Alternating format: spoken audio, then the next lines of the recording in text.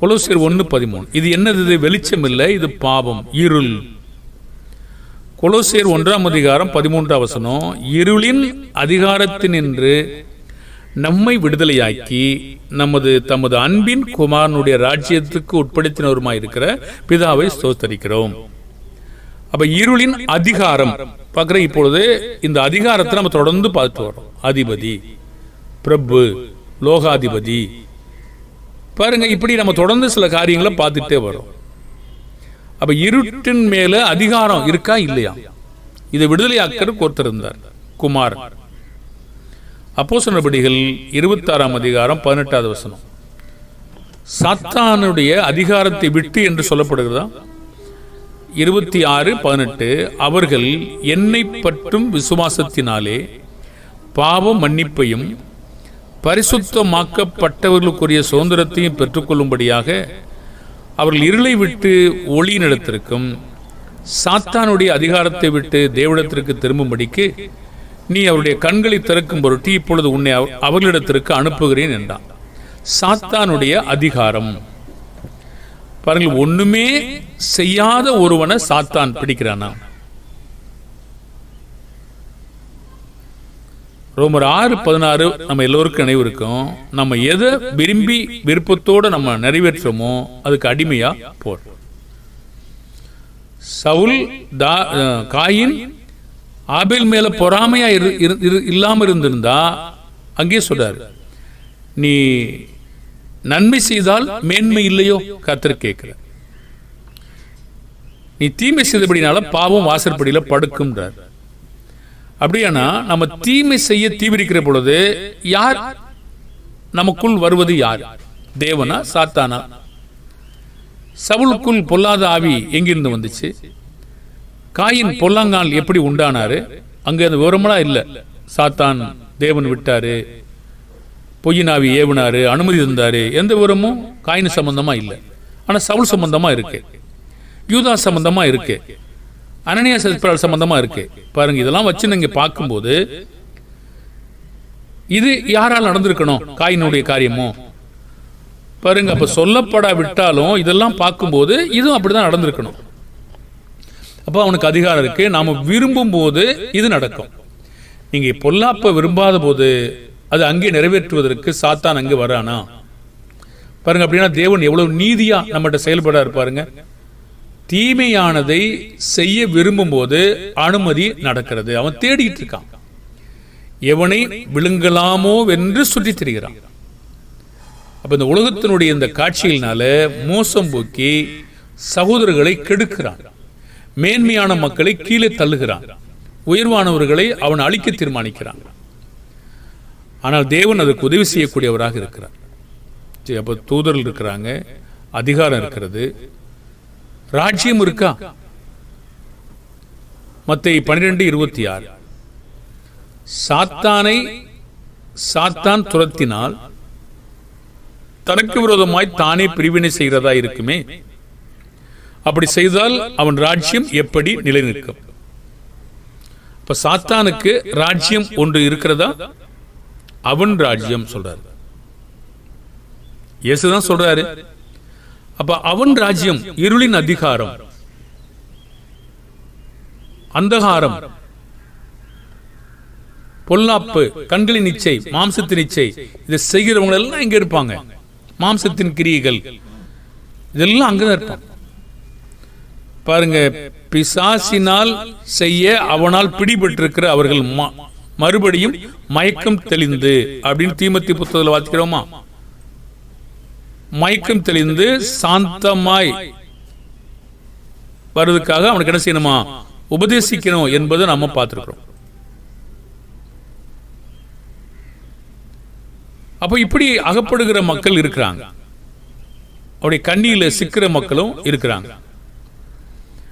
பாருங்க, 2 தீமோத்தேயு 2:26 இருக்கு இல்லையா? பிசாசானவனுடைய இச்சையின்படி செய்ய அவனால் பிடிபட்டிருக்கிற அவர்கள் மறுபடியும் மயக்கம் தெளிந்து, அந்த வார்த்தை எப்படி பிடிக்கப்படுறாங்க? அவனுடைய இச்சையின்படி. அதான் பார்த்தோம், பிதாவினால் உண்டாகாத கண்களின் இச்சை, மாம்சத்தின் இச்சை, ஜீவனத்தின் பெருமை. அப்ப இந்த இச்சையினால் செய்ய நிறைவேற்ற இவன் தேடிக்கொண்டிருக்கிறான். யாரு செய்ய விருப்பமா இருக்காங்களோ அவனை இவன் பிடித்துக் கொள்கிறான். இவங்களை விடுவிக்கிறதுக்கு ஒரு வேலை இருக்கிறது. அவன் கண்ணிக்கு நீங்கத்தக்கதாக அவங்களுக்கு சாந்தமா நம்ம உபதேசிக்கணும். அப்பதான் முடியும். பாருங்க எப்படி பிடிபடுறாங்க பாருங்க. சாத்தானுடைய கண்ணியில பிடிபடுறாங்க. அப்போ ராஜ்யத்தில் எப்படி அகப்படுறாங்கன்னா இப்படி தான் பிடிக்கப்படுறாங்க. அவருடைய இச்சையில பிடிபடுறாங்க. அதனால தான் தேவன் இவ்வாறு சொல்றாரு 1 யோவான் 5:19, நாம் தேவனால் உண்டாயிருக்கிறோம், உலகம் முழுவதும் பொல்லாங்கனுக்குள் கிடக்கிறது என்று அறிந்திருக்கிறோம். அப்ப பொல்லாங்கனுக்குள், பொல்லாங்கன் எதை வைத்து வஞ்சிக்கிறான்? கோபம், பகை, வைராக்கியம், விரோதம், கசப்பு, சண்டைகள், யுத்தங்கள், இச்சை, பெருமை, இன்னும் நிறைய காரியங்கள். இதன் மூலமாக சாத்தான் தம்முடைய ராஜ்யத்திற்குள்ளாக அபிவிருத்தி செய்து கொண்டிருக்கிறான். தேவனுடைய ராஜ்யத்தில் இருக்கிறவர்களை விட சாத்தானுடைய ராஜ்யத்தில் இருக்கிறவர்கள் பெரிது. அப்படியானால் எதில் அதிகமாக இருக்கிறார் என்று நீங்கள் கூட்டத்தை பார்க்கணுமா? ஏமாந்து போ. தீமை செய்ய திரளான பேரை பின்பற்றாயாக. அப்படியானால் இன்றைக்கு உலகம் பொல்லாங்கனுக்குள், முழுவதும் பொல்லாங்கனுக்குள் கிடக்கிறது. சிலர் தான் வெளியே இருக்காங்க. பூமி எங்கும் சுற்றான். இது நமக்கு சோதனை. இந்த விதமான காட்சிகள் அனுமதிக்கப்பட்டு நம்ம கோபம் கொள்ள முடியும், பகையா இருக்க முடியும், விரோதத்தை தெரிந்து கொள்ள முடியும், கொலையை தெரிந்து கொள்ள முடியும், இச்சையை தெரிந்து கொள்ள முடியும், கண்களின் இச்சையை தெரிந்து கொள்ள முடியும். தேவனுடைய ராஜ்யத்தில் பாடுபடுவதை விரும்புவதை விட சந்தோஷத்தை, உலகத்தின் சந்தோஷத்தை தெரிந்து கொள்ள முடியும். நாம் எதை தெரிந்து கொள்றோமோ நாம் சோதிக்கப்படுகிறோம். தேவனுடைய காரியங்களையும் உலகத்தின் காரியங்களையும் நாம் பிரித்து பார்க்க தெரிந்திருக்க வேண்டும். தேவனுடைய காரியத்தில் பிரவேசிக்கிற பொழுது நமக்கு துக்கமும் பாடுகளும் அவமானமும் ஆரம்பத்தில் இருக்கிறது. பிறகுதான் நாம் மகிழ்ச்சியாக இருக்க முடியும். ஆனால் உலகமோ ஆரம்பத்தில் மிக மிக சந்தோஷம், களியாட்டு, வெறியாட்டு, மகிழ்ச்சி, பயங்கரமான வெறித்தனம். ஆனால் உலகம் அதைத்தான் விரும்புகிறது. எது நமக்கு காணக்கூடியதா இருக்கிறதோ, கண்களுக்கு பிரியமா இருக்கிறதோ அதை உலகம் விரும்பி ஏமாந்து போகிறது. பாடுபடுவதை, துன்பப்படுவதை, கடிந்து கொள்ளப்படுவதை உலகம் விரும்புவது கிடையாது. பாருங்க, அதனால தேவனுடைய பிள்ளைகள் பிசாசின் பிள்ளைகள் யார் என்று நம்ம கண்டுபிடிச்ச முடியும். யாரெல்லாம் சிக்ஷைகளை சகிக்கிறவர்களாக, துக்கப்படுவதை ஏற்றுக்கொள்கிறவர்களாக இருக்கிறார்களோ நிச்சயமாக தேவனை சிநேகிப்பார்கள். யாரெல்லாம் உலகத்தை விரும்புகிறார்களோ உலகத்துக்கே சென்று விடுகிறார்கள். உலகம் முழுவதும் பொல்லாங்கனுக்குள் கிடக்கிறது. இந்த மாதிரி காட்சியில தான் பிடிக்கலாம்.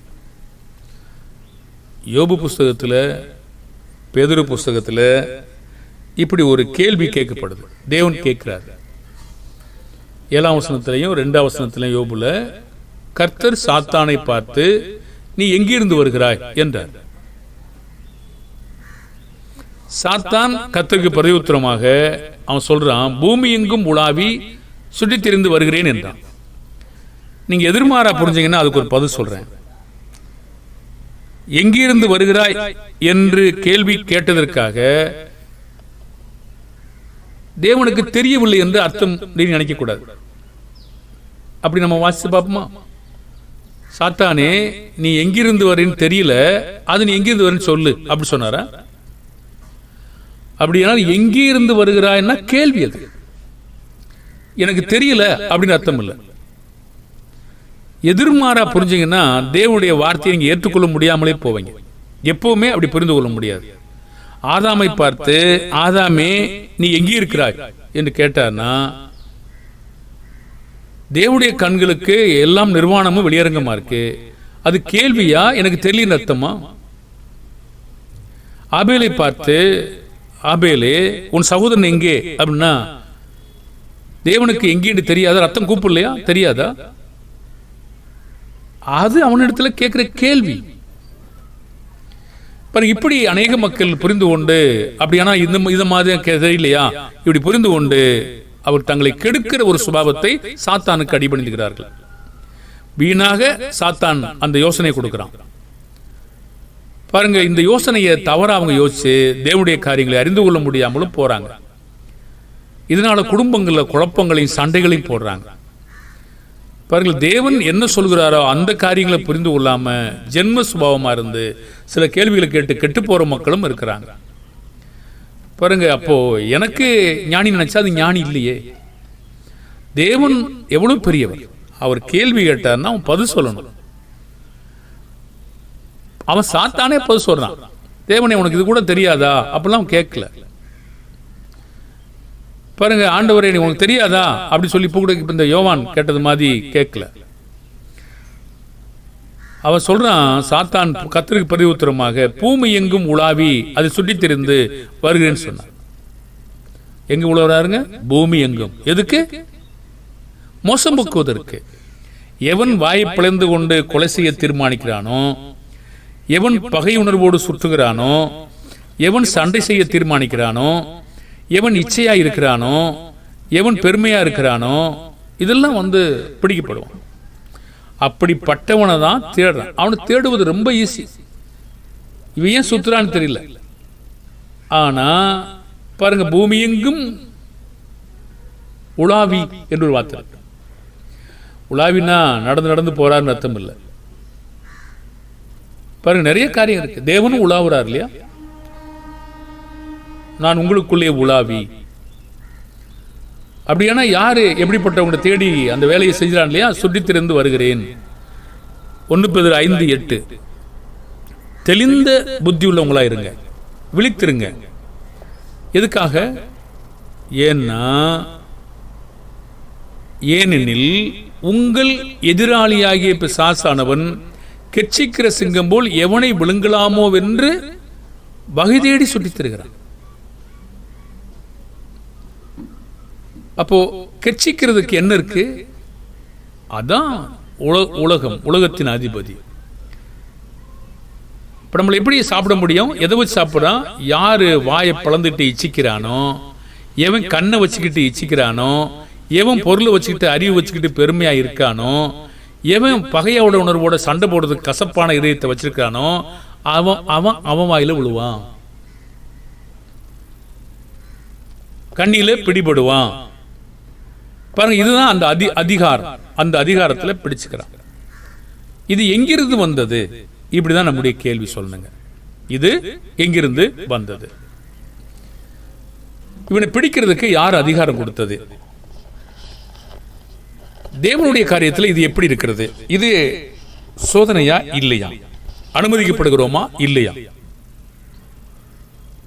இதை நம்ம இப்ப பார்க்கணும். இல்ல சாத்தான் தன்னில் தானே செயல்பட்டு தானே இதை வேலை செஞ்சிட்டு இருக்கானா, இல்ல சகலமும் தேவனுக்காக நடந்து கொண்டிருக்கிறதா? இது நம்ம ரொம்ப ஜாக்கிரதையாக விழிப்பா இருந்து புரிஞ்சுக்கணும். சாத்தான் அவனுக்காக செயல்பட்டு இருக்கானா, இல்ல தேவன் தம்முடைய நோக்கத்திற்காக எல்லாவற்றையும் செயல்படுத்துகிறாரா? ஆச்சரியமா இல்ல? இப்ப நம்ம அதை பார்க்க போறோம். அந்த அதிகாரமும் எங்கிருந்து வந்துச்சு அப்படின்னு பார்க்க போறோம். இந்த அதிகாரம், அதிபதி, இதெல்லாம் அவனுக்கு தானே இருக்கிறதா, இல்ல எங்கிருந்தாலும் வந்துதா என்று நாம் பார்க்கணும்ல? பார்க்கணும். இப்ப சாத்தானை பற்றி நாம் தெளிவாக அறிந்து கொள்கிற ஒரு கருத்து என்னன்னா, சாத்தானின் அதிகாரம் அவனுடையது அல்ல, மற்றும் அது வரையறைக்குள் கட்டுப்படுத்தப்பட்ட அதிகாரமா இருக்கா? எப்படி தெரியும் நமக்கு? அவனே தானா செயல்படுவானா, இல்ல அனுப்பப்படுகிறானா, இல்ல அனுமதிக்கப்படுகிறானா, இல்ல ஒரு குறிப்பிட்ட வரையறையில் அவன் கட்டுப்பாட்டுக்குள்ள இருக்கிறானா? இதெல்லாம் நமக்கு எப்படி தெரியும்? கொஞ்சம் கொஞ்சமா நாம் பார்க்கலாம். 1 ராஜாக்கள் 20ஆம் அதிகாரம், 22ஆம் அதிகாரம் 20-23, 2 நாளாகமம் 18ஆம் அதிகாரம் 18-22 நம்ம வாசிக்க போறோம். அது என்ன சம்பவம் அப்படின்னு கேட்டீங்கன்னா, கிலியாத்தில் உள்ள ராமோத்தில் ஆகாப்பை விலை பண்ணுவது சாத்தானுடைய திட்டமா தேவனுடைய திட்டமா? ஒரு பதில் சொல்லுவோம் நம்ம. கண்டிப்பாக சாத்தானுடைய திட்டம் கிடையாது, தேவனுடைய திட்டம். அதுக்கான காரண காரியம் இருக்கு. எதுக்காக இந்த ஆகாப்பை விலை பண்ணணும் அப்படிங்கிறத ஒரு காத்துட்டு இருக்காரு. இவன் ஆக்கிரியில் தீர்க்கிற நாள் வந்துருச்சு. இப்போ அந்த நாளை தேவன் நிறைவேற்ற தீர்மானிக்கிறாரு. இப்ப தீர்மானிக்கிறதுக்கு ஒரு வேலை செய்யறாரு. இப்ப அந்த திட்டத்தை நிறைவேற்றுவதற்கு அவர் பயன்படுத்துகிற ஆயுதம் என்ன, எப்படி அந்த பயன்பாடு நிறைவேற்றப்படுகிறது என்பதுதான் பார்க்கிறோம். பாருங்க, இது பக்கவாட்டு கருத்து.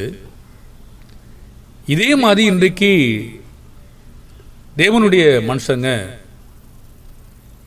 அங்க இருக்கிற பொய் பேசுகிற ஒரு மனுஷனை பார்த்து பொய்ய திருந்தி நீ நீதியா வாழு அப்படின்னு சொல்லாம நீ போய் அந்த பொய்ய போய் அவன் வாயில போடு அப்படின்னு சொல்லி இந்த வேலையும் செய்ய ஆர்வமா இருக்கிறாங்க.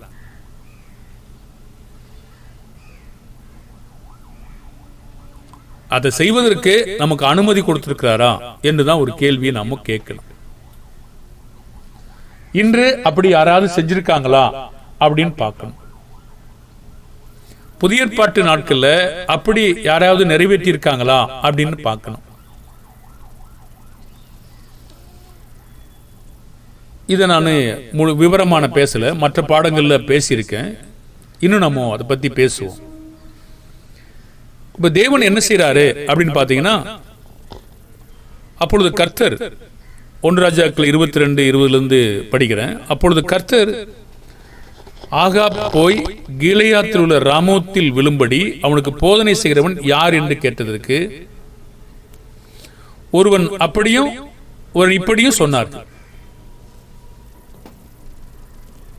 இன்றைக்கு நான் ஒரு சபையார்ட்ட போயிட்டு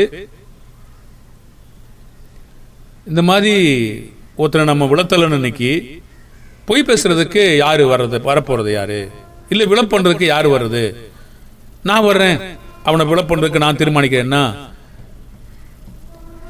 நீ ஒருவனை விளை பண்ணலாமான்னு தேவனுடைய வார்த்தையை கேட்கணுமா வேண்டாமாங்க?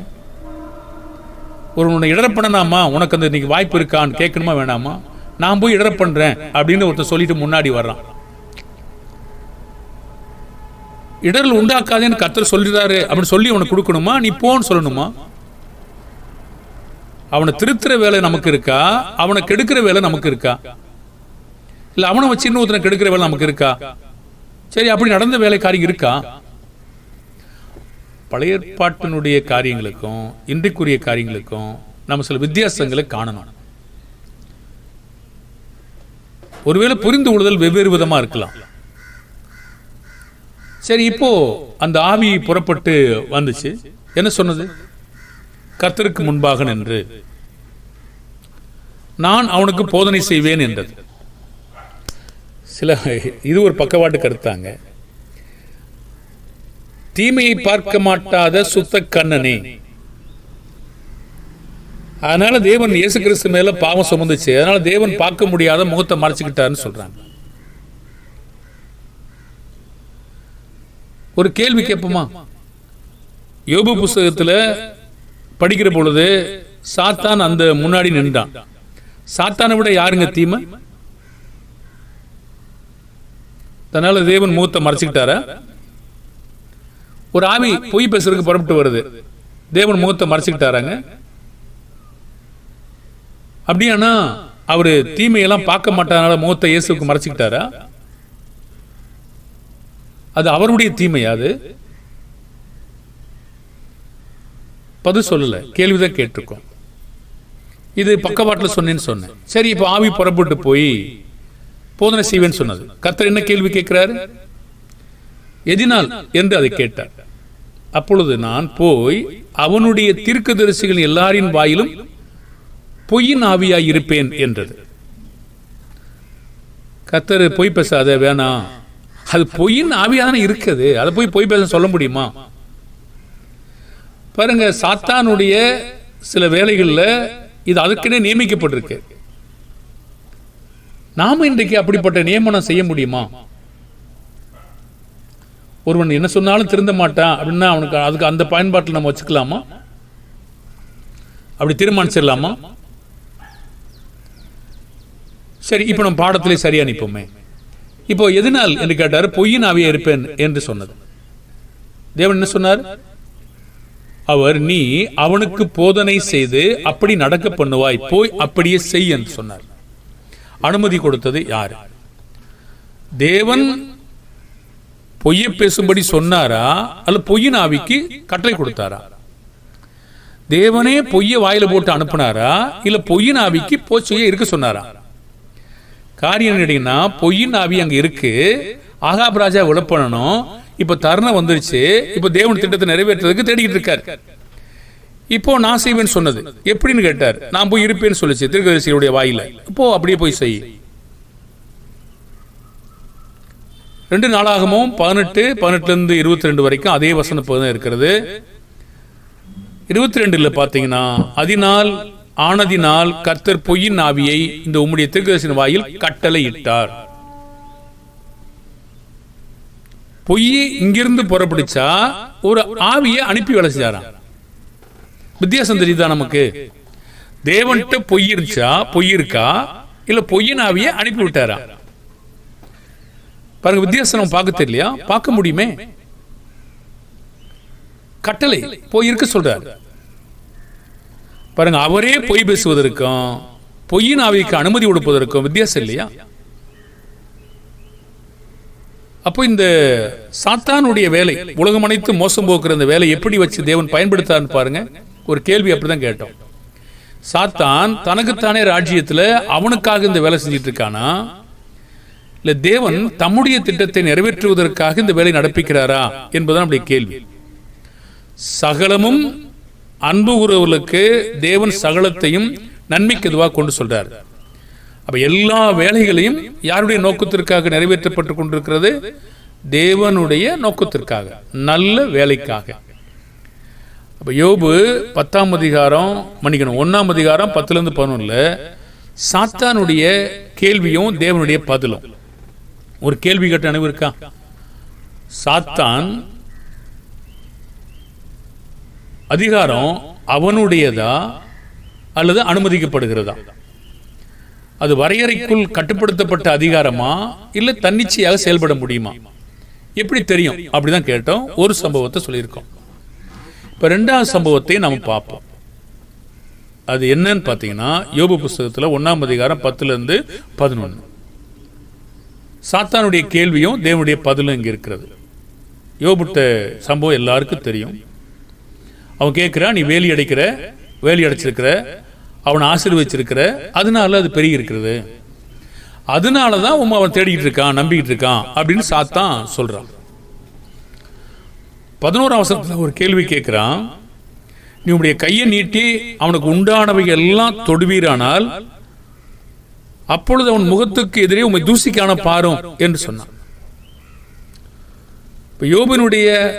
யோபனுடைய அனைத்தும் சாத்தானுடைய கைக்கு எப்படி வந்தது? அதை தொடர்ந்து தேவனுடைய கட்டளை என்ன? தேவனுடைய அதிகாரம் எப்படி கடைபிடிக்கப்பட்டது?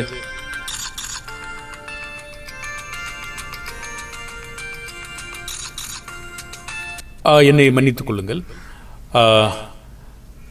இப்போ இந்த வரையறைக்குள் இருக்கிறதா என்று பார்க்கும்போது ஒரு கேள்வி கேட்கப்படுகிறது.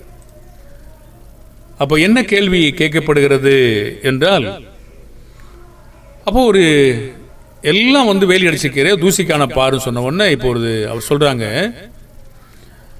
1ஆம் அதிகாரம் 12ஆம் வசனத்துல, கர்த்தர் சாத்தானை நோக்கி, இதோ அவனுக்கு உண்டானவை எல்லாம் உன் கையில் இருக்கிறது, அவன் மேல் மாத்திரம் உன் கையை நீட்டாதே என்றான்.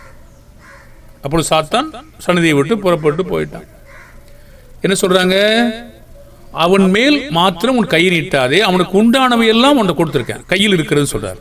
கொடுக்கப்பட்டாதான் இருக்கும். எப்படி தெரியும் அப்படி கேட்டீங்கன்னா, அவன் மேல் மாத்திரம் உன் கையை நீட்டாதே என்று சொல்றார். அது அப்படியே பின்பற்றப்பட்டதா இல்லையா, நீட்டப்பட்டதா நீட்டப்படலையா பாருங்க. உண்டான அனைத்தும், ஆடு மாடு வேலைக்காரங்க எல்லா காரியங்களும் அங்கே கொண்டு போகப்பட்டது, எடுக்கப்பட்டது.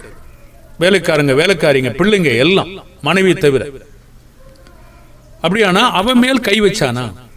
யோபு மேல, மன்னிக்கவும், யோபுன் மேல கை வச்சானா சாத்தான்? இல்லவே இல்லை. அப்ப தேவன் சொல்லும் போது என்ன சொன்னாரு? உனக்கு உண்டானதெல்லாம் கையில கொடுத்திருக்கேன், அவன் மேல மட்டும் கை நீட்டாத. அவன் மேல வந்து நீட்டவே இல்லை.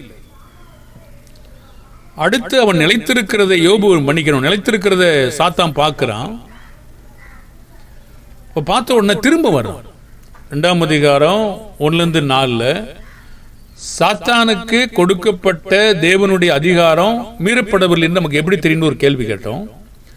பின்னொரு நாளில் தேவபுத்திரர் கர்த்தருடைய சன்னதியில் வந்து நின்றபோது சாத்தானும் அவர்கள் நடுவிலே கர்த்தருடைய சன்னதியில் வந்து நின்றான். கர்த்தர் சாத்தானை பார்த்து, நீ எங்கே இருந்து வருகிறாய் என்றார். சாத்தான் கர்த்தருக்கு பிரதியுத்தரமாக, பூமி எங்கும் உலாவி அது சுற்றித் திரிந்து வருகிறேன் என்றான். அப்போ கர்த்தர் சாத்தானை நோக்கி, என் தாசனாகி யோபின் மேல் கவனம் வைத்தாயோ? உத்தமனும் சன்மார்க்கனும் தேவனுக்கு பயந்து பொல்லாப்புக்கு விலகிறவனுமாகிய மனுஷனாகிய அவனைப் போல பூமியில் ஒருவனும் இல்லை. முகாந்தரம் இல்லாமல் அவனை நிர்மூலமாக்கும்படி நீ என்னை ஏவின போதிலும் அவன் இன்னும் உத்தமத்திலே உறுதியாய் நிற்கிறான் என்று சொன்னார். மீண்டும் என்ன கேள்வி கேட்கிறான் சாத்தான்? தேவனுடைய பதில் என்ன? பதில் சொன்ன போதும் சாத்தானுக்கு அவருடைய கட்டளை என்ன? சாத்தான், 4ஆம் வசனம், சாத்தான் கர்த்தருக்கு பிரதியுத்தரமாக, தோளுக்கு பதிலாக தோளையும் தன் ஜீவனுக்கு பதிலாக தனக்கு உண்டான எல்லாவற்றையும் மனுஷன் கொடுத்து விடுவான். ஆனாலும் நீர் உம்முடைய கையை நீட்டி அவன் எலும்பையும் அவன் மாம்சத்தையும் தொடுவீரானால் அப்பொழுது அவன் உமது முகத்தை எதிரே உம்மை தூசிக்கான பாரும் என்று சொன்னான். இப்ப எங்க வந்துட்டான்? அவனை மட்டும் நீ செய்ய வேணாம் சொன்னாரு. இப்போ அவனுக்கே வந்துட்டார். அவன் சரீரத்தையும் எலும்பையும் தொடும்படி இப்போ அனுமதி கேட்கிறான். தொடுவீரானால், இப்ப சாத்தானை பார்த்து கர்த்தர் என்ன சொல்றாருங்க? அதிகாரமும் கட்டளையும் என்ன அதிகாரம் பின்பற்றப்பட்டது, மீறப்பட்டது? யோபு 2:6 அப்பொழுது கர்த்தர் சாத்தானை நோக்கி, இதோ அவன் கையில் இருக்கிறான், கொடுத்திருக்கேன், ஆகிலும் அவன் பிராணனை மாத்திரம் தப்ப விடு. பாருங்க, உடைமைகள், பொருள் அவன் அல்ல. முதலாவது அவனுக்கு உண்டானது எல்லாம். இப்பொழுது அவன் பிராணன். இப்போ அவன் பிராணன் தப்ப விட்டதா விடலையா? கேள்வியானது. இந்த அதிகாரம் வரமுறைக்கு உட்பட்டதா இல்லையா? கொடுக்கப்பட்டதா கொடுக்கப்படலையா? அனுமதிக்கப்பட்டதா அனுமதிக்கப்படலையா? இல்ல அவனே மீறினானா, அவனே எடுத்துக்கொண்டானா, இல்லை தேவன் நோக்கத்துக்காக செய்து கொண்டிருக்காரா? பாருங்கள், ஆனாலும் இது அவனே தன்னிச்சையாக செய்யறானா இல்ல அனுமதிக்கப்படுகிறதா? எப்படி தெரியும்? இன்னொரு வார்த்தையும் ஒரு வசனத்தையும் சொல்லுவோம். லூக்கா 22:31-32. பின்னும் கர்த்தர், சீமோனே சீமோனே, இதோ கோதுமையை சுளையினால் புடைக்கிறது போல சாத்தான் உங்களை புடைக்கிறதற்கு உத்தரவு கேட்டுக்கொண்டான். நானோ உன் விசுவாசம் ஒளிந்து போகாதபடிக்கு உனக்காக வேண்டிக் கொண்டேன். நீ குணப்பட்ட பின்பு உன் சகோதரரை சிறப்படுத்து என்றார். இப்போ சீமோனே சீமோனே, அப்போஸ்தலர்களை புடைக்கிறதற்கு சாத்தான் தானே புறப்பட்டு சென்றானா? அவனுக்காக சென்றானா? இல்ல தேவனுக்காக வருகிறானா? இல்ல அவன் தேவனுக்காக யோசிக்கிறானா? இல்ல தேவன் நமக்காக சாத்தானை அனுப்புகிறாரா? எத்தனை காரியங்கள் இருப்பாருங்க. அவன் போய் நம்மளை பத்தி என்ன யோசிக்கிறான்? கெடுக்கிறதுக்கு தான் யோசிப்பான். அதுல ஆசையா இருக்கா, அதை பயன்படுத்திட்டு இருக்கார். ஆனா தேவன் நல்ல நோக்கத்தை பயன்படுத்தும்படி நமக்கு அனுமதிக்கிறார். பின்னும் கர்த்தர், சீமோனே சீமோனே, அப்போஸ்தலர்களை புடைப்பதற்கு சாத்தான் தானே புறப்பட்டு சென்றானா? இல்லை. உத்தரவு கேட்டுக்கொண்டானா? ஆமாம். அப்பொழுது இயேசு பேதுருவுக்காக என்ன செய்தார்? நான் வேண்டிக் கொண்டேன் சொன்னார், விசுவாசம் ஒளிந்து போகாதபடி. அப்படியானால் இந்த பாடத்தை நம்ம முடிவுக்கு வந்துருவோம். இந்த கேள்வி கேட்டோம் இல்லையா? என்ன கேள்வி கேட்டோம் நம்ம? சாத்தான் பற்றி நாம் தெளிவாக அறிந்து கொள்கிற கருத்து என்னன்னா, சாத்தானின் அதிகாரம் அவனுடையது அல்ல, மற்றும் அது வரையறைக்குள் கட்டுப்படுத்தப்பட்ட அதிகாரம் என்று எப்படி தெரியும் கேட்டோம். அப்போ அதுதான் இந்த ஆகாப் ராஜாட்டையும் யோபுட்டையும் இந்த அப்போஸ்தலருடைய விஷயத்திலையும் அனுமதி அளிக்கப்படுகிறது, ஒரு வரையறைக்குள் இருக்கிறது. சாத்தான் தம்முடைய பிள்ளைகளுக்கு நோக்கத்திற்காக கொடுக்கிறார் என்பதை நாம் பார்த்தோம். சரியா? அப்போ இது என்ன புரிஞ்சுக்கிறோம் அப்படின்னா, சகல காரியங்களையும் தேவன் தம்முடைய திட்டத்தில் வைத்து நலமானதை செய்ய தம்முடைய பிள்ளையிடத்தில் நிறைவேற்றி கொண்டிருக்கிறார். ஆகினாலே நாம் பயந்து இது ஏதோ தற்செயலா நடக்குது, சாத்தான் கெடுத்துட்டான், நமக்கு வைக்கிற சோதனையில் நாம் வெற்றி பெறுவதற்கு பாத்திரவான்களாக தேவனிடத்தில் ஒத்தாசை கேட்கணும். உம்முடைய சித்தத்தின்படி நடக்கிறது, உம்முடைய தீர்மானத்தின்படி நடக்கிறது, அன்பு கூர்ந்து நடக்கிறது, இதுக்கெல்லாம் என்னை பாதுகாத்துக் கொள்ளும், தகுதிப்படுத்தும், பாவம் செய்யாதபடி விலக்கி காத்துக்கொள்ளும் நம்ம கேட்கணும். நம்ம ஒரே வார்த்தையில் இதை சாத்தான் தான் செஞ்சிட்டான், இந்த மனுஷன் தான் செஞ்சிட்டான், அதனால நமக்கு சுதந்திரமா இருக்கிறோம் சொல்லி நினைச்சுக்கிட்டு இருக்கோம். எப்போவாவது நம்ம சுயாதீனமா இருக்கிறோமாங்க? சுயாதீனமா இருக்கிறோம், அடிமையா இருக்கிறோம், பிள்ளைகளா இருக்கிறோம், எந்த பிரமாணத்தின் கீழே இல்லாத இருக்கிறோமா? தேவனுக்கு கீழே இல்லாம இருக்கிறோமா? தேவன் சகலத்தையும் கட்டுப்பாட்டு இல்லாத இருக்கிறோமா? அப்படி சொல்லவே இல்லை. ஆகையினால நாம சுதந்திரமா இருக்கோம் நினைச்சு நாம் இஷ்டம் போல எதையும் செஞ்சிட வேண்டாங்க. நமக்கு வைக்கிற சோதனை, அதனாலே கவனமா இருப்போமாக, விழிப்பா இருப்போமாக, எச்சரிக்கையா இருப்போமாக. எதிராளி விழுங்கலாம் என்று சொல்லி தருகிறான். தேவன் அனுமதி அளித்திருக்கிறார், அதிகாரத்தை கொடுத்திருக்கிறார். வஞ்சிக்க யாரு பூமிக்குரிய காரியங்களை யார் இச்சையா இருக்காங்களோ அவங்களை கொண்டு நம்மளை புடமிட்டு கொண்டிருக்கிறார், புடைச்சுக்கிட்டு இருக்காரு. ஆகினாலே நாம் உலகத்தால் ஏமாற்றப்படாமல், உலகத்தால் மோசம் போக்கப்படாமல், உலகத்தினிச்சில் சிக்காமல் நாம் ஜாக்கிரதையாயும் கவனமாயும் எச்சரிக்கையாயும் தேவனிடத்தில் ஒத்தாசை கேட்போம். அவர் நம்மை காப்பாற்ற வல்லவர். பரலோக பிதாவே, சகலமும் நன்மைக்கு ஏதுவாக நடத்துகிறீர். உம்முடைய அதிகாரம் இல்லாமல் எது ஒன்றும் நடப்பதில்லை. நீரே சகலத்தையும் நடப்பிக்கிறீர். பிதாவே, அது உம்முடைய பிள்ளைகளுக்காகவே நடப்பிக்கப்படுகிறது. எதுவும் தானாய் செயல்படுகிறது இல்லை. உம்முடைய திட்டத்திலே எவ்வளவு நற்காரியங்களை செய்கிறீர். உணர்ந்து கொள்ள எங்களுக்கு ஞானத்தை தாரும், தெளிவான புத்தியை தாரும், அறிவுள்ளவனாக்கும். உம்முடைய சித்தத்தை உணர்ந்து கொண்டோமானால் நாங்கள் பாவம் செய்யாதபடி எங்களை விலக்கி காத்துக்கொள்ள ஏது உண்டாக்கும். என்னுடைய தயவை தாரும். இயேசுவின் நாமத்தில் செபிக்கிறோம் நல்ல பிதாவே, ஆமென்.